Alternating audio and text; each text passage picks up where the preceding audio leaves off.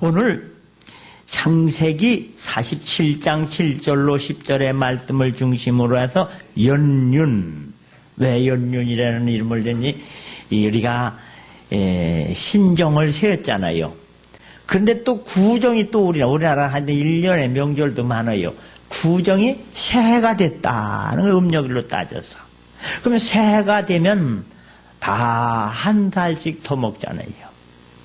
그럼 나이만 한 살 먹어서 어른이 되는 것보다 우리 신앙도 우리의 믿음도 무언가 좀 성장되고 좀 뭐 성숙되고 이렇게 장성한 신앙, 어린아이 믿음이 아니라 정말로 성장한 믿음이 되어서 어렸을 때는 아무것도 모르지만 장성하면 이제는 하나님의 단단한 음식, 말씀도 먹을 줄 알고 이해도 할 줄 알고, 그래서 연륜이라는 제목으로 은혜를 나누고자 하는 것입니다. 애굽의 총리 되시는 요셉의 아버지 야곱이 요셉으로 말미암아 효도를 받고 이제 어렵고 힘든 땅에서 애굽으로 이사를 70명이 이사를 와요. 그래서 바로 왕 앞에 인사를 나눌 때 대화의 내용입니다. 바로 왕 앞에 선 야곱이 오늘 얘기했는데 뭐라 그러냐? 네 나이가 몇 살이냐? 네 나이가 얼마냐? 하고 왕이 물어요. 그때 야곱이 뭐라 그러느냐? 제 나그네길의 세월이 130년이니이다. 내 나이가 얼마 못되니 우리 조상의 나그네길의 연조에 미치지 못하나 험악한 세월을 보내었나이다. 제 지금 이제 나이는 130살이지만 제대로 살질 못했습니다. 올바로 살질 못했습니다. 그래서 인생 고생하면서 최후 130살 살았습니다. 그러나 우리 조상에 비하면 너무나 저는 부끄러운 사람입니다. 이런 대답을 하는 거예요. 이 내용을 중심으로 해서 우리 세 가지 이 야곱이 세 가지 이 험악한 인생을 살면서 버리지 않고 꼭 붙잡고 사는 세 가지가 여기서 찾아낼 수 있는데, 첫째는 뭐냐? 130살 살았다는 걸 보니까 건강하게 살았다. 건강의 원칙을 지켰다. 그래서 원래 이 야곱이 147살에 운명을 합니다. 근데 야곱의 아버지는 몇 살 살았을까? 이삭이지요. 이삭은 180살 살았어요. 180살.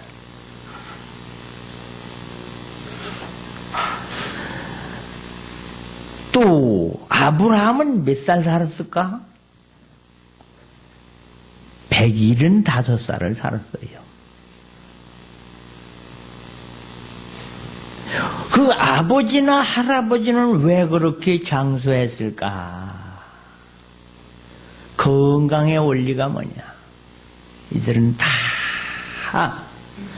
하나님을 잘 섬기고 부모를 공경한다.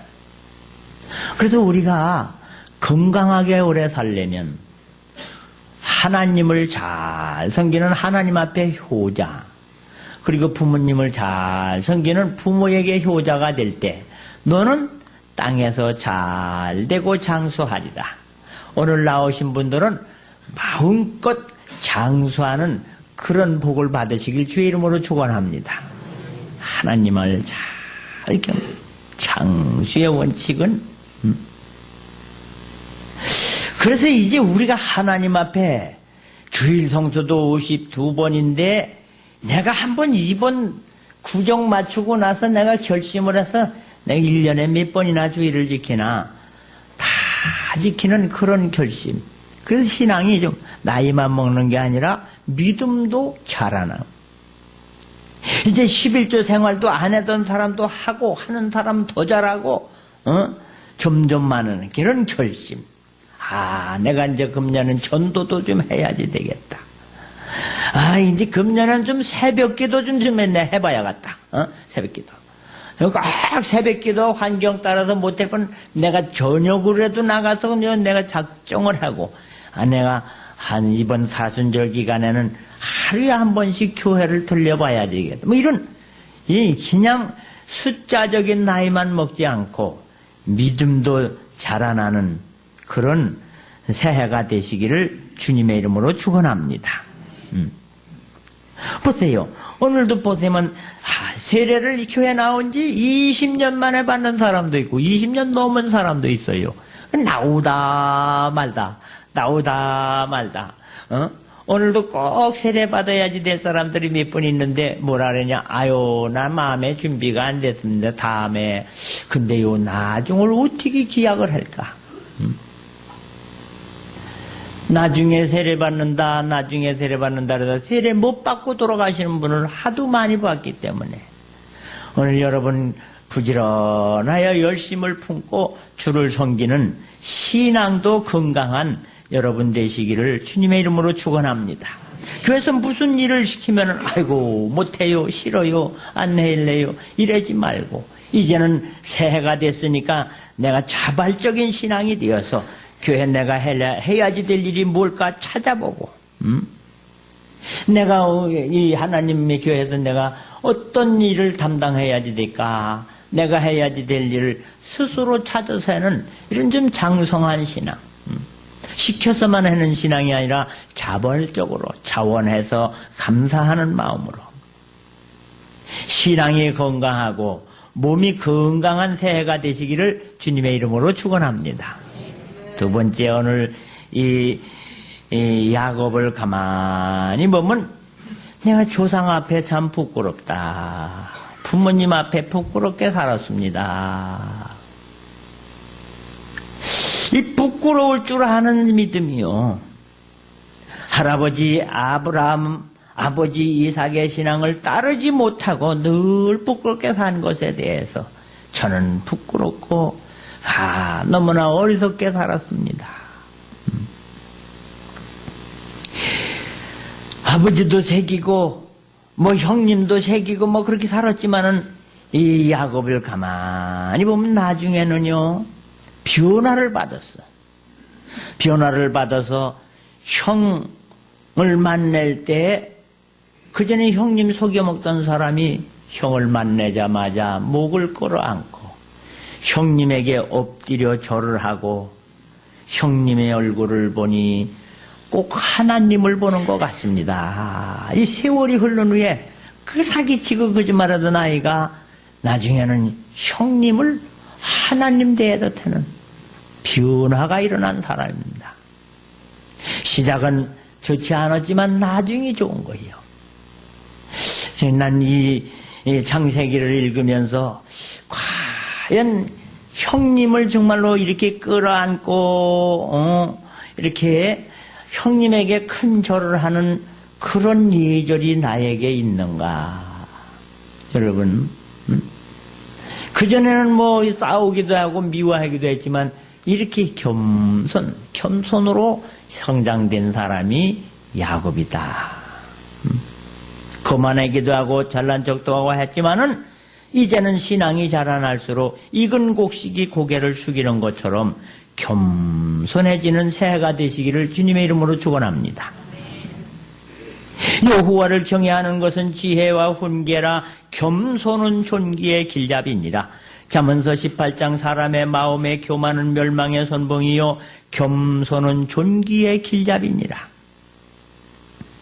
남들이 너를 무시하거든 너를 낮추거든 제가 교만했구먼요 하고 고해라. 욥기서 22장 29절 사람이 너를 낮추거든 너는 교만했노라고 말하라. 하나님은 겸손한 자를 구원하시리라. 여러분 누가 책망하고 야단치면요 겸손한 사람은 내가 잘못했습니다. 제 탓입니다. 제가 부족했습니다. 이 겸손해지는 게. 그렇게 겸손해, 곡식이 익으면 고개를 숙이는 것처럼 여러분들 그저 자존심 다 내려놓고 우린 주 안에서 늘 겸손으로 겸손히 성장되는 새해가 되시길 바랍니다. 지극히 존귀하며 영원에 거하시며 거룩하다 이름하시는 이가 이와 같이 말씀하시되 내가 높고 거룩한 곳에 있으며 또한 통회하고 마음이 겸손한 자와 함께 있나니 이는 겸손한 자의 영을 소생시키며 통회하는 자의 마음을 소생시키려 함이라. 겸손해지고 회개하는 마음 가진 사람은 하나님은 다시 높이시고 살려주시고 생기를 부어주시는 줄 믿으시길 바랍니다. 이 신앙생활할 때 금년에는 그저 겸손해져서 부부지간에도 아무리 저기 하더라도 그저 제 탓입니다. 제 탓입니다 하면 싸울 게 없어요. 싸울 게 없어. 네 탓이다 그러면 싸우지요. 제가 불찰입니다. 제 탓입니다. 겸손해짐으로 가정에도 평안, 교회에서도 평안, 겸손의 새해가 되시기를 주님의 이름으로 축원합니다. 형님을 끌어안고 엎드려 절하는 그 야곱의 그 신앙. 세 번째, 아버지도 속이고 형님도 속이고 했어도 믿음과 축복은 변하지 않았습니다. 신앙생활 하다가 종종 스스로 부끄러운 일이 생각나서 아이고 나 같은 사람이 뭐 교회 다니면 뭐하나 이러면서 사람들이 믿음을 놓는 경우가 있어요. 근데 이 야곱은 아무리 내가 부끄럽고 해도 그래도 하나님 은혜가 아니면 나는 못 삽니다. 그래서 나는 하나님이 돌보시지 않으면 못 삽니다 하면서 기도할 때 한도 뼈가 부러지더라도 붙잡고 나는 은혜가 필요합니다. 하나님 사랑이 필요합니다. 비록 내가 못된 짓 했지만, 비록 내가 부끄러운 사람이지만 그래도 은혜를 주셔야지 되겠습니다. 이 믿음이 흔들리지 않아요. 그 야곱한테 배울 만한 일이 믿음. 아무리 거꾸로 뜨림을 당하고 핍박을 당하고 때리고 매를 맞고 고난이 와도요, 여러분 흔들리지 않는 믿음을 가지시길 바랍니다. 야곱은 사실은 따지고 보면 좀 얌체 같고 좀 나쁜 짓도 많이 한 사람이지만 그래도 부끄러워도 그래도 나는 은혜가 필요합니다. 사람들이 너무 양심적이라 교회 왜 안 나오느냐면 나 같은 사람 교회 가면 교회 오염될까 봐 그래서 못 가겠어. 그런 사람이 있어요. 나는 교회 못 가. 나 지금 나쁜 짓을 많이 해서 못 가는데 여러분 그러지 말고 그래도 하나님은 어떤 사람으로 오라 했습니까? 죄인을 오라 그랬지요. 그지요? 허물 많은 사람 오라 그랬습니다. 여러분 그저 무슨 짓을 하든지 신앙생활만큼은 흔들리지 않으시기를 주님의 이름으로 축원합니다. 어떤 핍박이 오든 어려움이 오든 또 설령 내가 부끄러운 짓을 저질렀다 하더라도 왜냐? 마태복음 9장 13절 너희는 가서 내가 긍휼을 원하고 제사를 원하지 아니하노라 하는 뜻이 무엇인지 배우라. 나는 의인을 부르러 온 것이 아니요 따라서 합시다. 죄인을 부르러 왔노라. 난 이 말씀이 좋아요. 죄인을 불러러 왔다. 그렇지 않으면 저는 부끄러워 예수님도 못 믿고 더 목사도 못하지요. 부끄러워서 못하지요. 그런데 죄인을 주님은 받아주셔. 세상에서는 받아주지 않아도 주님은 받아주시는 줄 믿으시길 바랍니다. 죄인을 부르러 왔노라. 이 말씀이 좋아요. 야고보 2장 17절 예수께서 들으시고 그들에게 이르시되 경건한 자에게는 의사가 필요 없고 병든 자에게라 쓸데 있느니라. 나는 의인을 부르러 온 것이 아니요 죄인을 부르러 왔노라 하시니라. 내가 의인을 부르러 온 것이 아니요 죄인을 불러 회개시키러 왔노라. 그래서 우리는 부끄러운 게 많아도 우리는 허물이 많아도 주님 앞에 나와야지 되는 줄 믿으시길 바랍니다. 어떻게 보면 말이요. 제 동생이 학교 다니다가 공부는 무슨 공부요. 그러더니 말이요. 그나마 또 공부도 시원찮게 하더니 한 번은 또 집을 나갔어요. 집을 나갔어. 그러는데 우리 아버지 어머니가 젖도록 그래. 야, 너 네 동생 집 나가는 데가 찾아와라. 그래서 내가 그랬어요, 아버지. 그놈 새끼를 뭐하러 찾으러 가요? 수업료 까먹었지요. 공부도 안 했지요. 속만 썩이지요. 잘 됐어요? 그랬다가 뒤지게 혼났어요. 이놈아, 네가 내 마음을 아느냐 이거요. 네가 내 마음을 아느냐. 내가 볼 때 날 잘 나간 것 같아. 잘 나간 것 같아. 속도 새기고. 그리고 수업료나 수업료를 꼭 2번씩 냈어요. 한 번 내면 홀랑 까먹어. 그럼 그 다음에 직접 내가 가서 내줘야지요. 그러게지 공부는 엉터리지. 그럼 또 뭘 잘했다고 또 집을 나가요. 그래 나는 아이 잘 나갔다. 그렇게 생각하는데 우리 아버지는 그게 아니더라고. 우리 어머니 그때부터 그냥 질금질금 울고 그냥 제 동생을 생각하는 게. 이게 또 아버지를 보니까 또 안 되고 써서 또 수소문을 해가지고 갔더니 우리 동네에서 둘이 집을 나갔다. 학교 댕기다 말고. 그러니까 경기도 안성이라는데 수소문해서 갔더니 말이요. 아이고 참나. 빵꾸집에서 타이어를 툴툴툴툴 굴리고 댕기 딱 보니까 봤어. 내 동생이요. 제 동생 불러봐요. 그래가지고 거기서 붙잡아서 그 빵꾸집 카센터 진net더러 물었어요. 어떻게 쟤들을 여기다가 붙잡고 테리기 취직을 시키니까 이 가래더래요. 우리는 아버지도 없고 엄마도 없고 천에 고한데 올 때 갈 데가 없어서 이렇게 좀 불쌍하게 생각하고 좀 취직 좀 시켜달라고. 지 아버지 지 어머니가 눈이 시퍼렇고 형이 있는데 그러대. 그래고 치면 그래서 그를 또 데리고 왔더니 어떻게 우리 어머니 아버지가 좋아하는지. 할렐루야. 오늘 우리는 죄 있어도 하나님은 여러분을 돌아오기를 기다리고 사랑하시는 줄 믿으시길 바랍니다.